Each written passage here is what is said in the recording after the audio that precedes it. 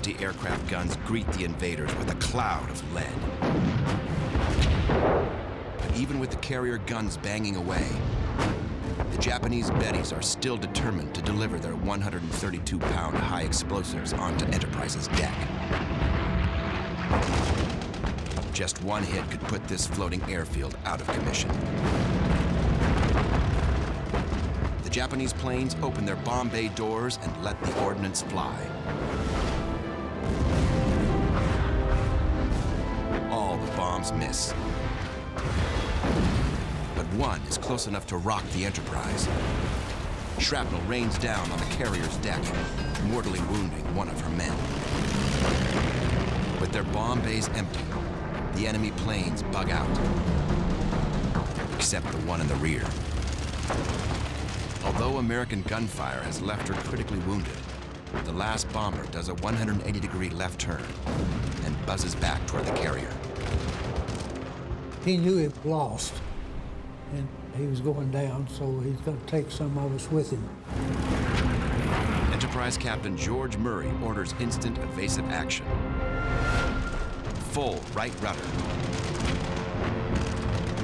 As the ship attempts to swing to the right, out from under the bomber, the enemy plane dips down to just a couple hundred feet above the water. All of our guns that could were firing at it, but it was coming on and kept coming and coming. Aviation machinist mate Bruno Peter Guido sees the impending disaster and scrambles into action. This sailor actually ran across the flight deck, jumped into a parked airplane, got on one of the machine guns from the plane. And he took the guns up like this, and he started shooting at them like this. With the ship moving sideways, at the last moment, a suicidal enemy bomber charts a flight plan for maximum destruction. He banks sharply to the right on a collision course with the Enterprise.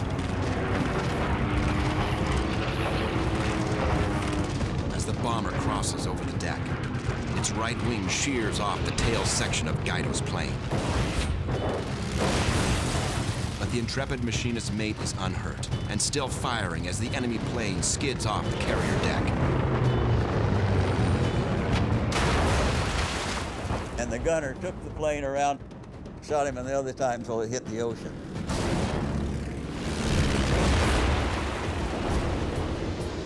It is clear to his shipmates that Guido's heroics have saved the day.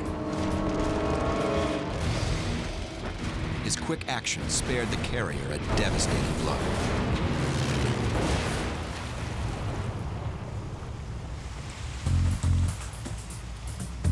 The commanding officer of the aircraft carrier group, Rear Admiral William F. Halsey, has watched the extraordinary shootout from the Enterprise bridge. 10 minutes after that was over, Halsey called down and said, "Who was that guy in the rear seat of that airplane fired at that attacking plane?" And he said, "Send him up to the bridge." From Guido's description, he stood at attention, saluted. The admiral says, "What is your name?"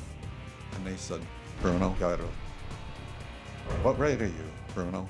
"Aviation machinist mate, 3rd class." He said, "Bruno, you are now aviation machinist mate, 1st class."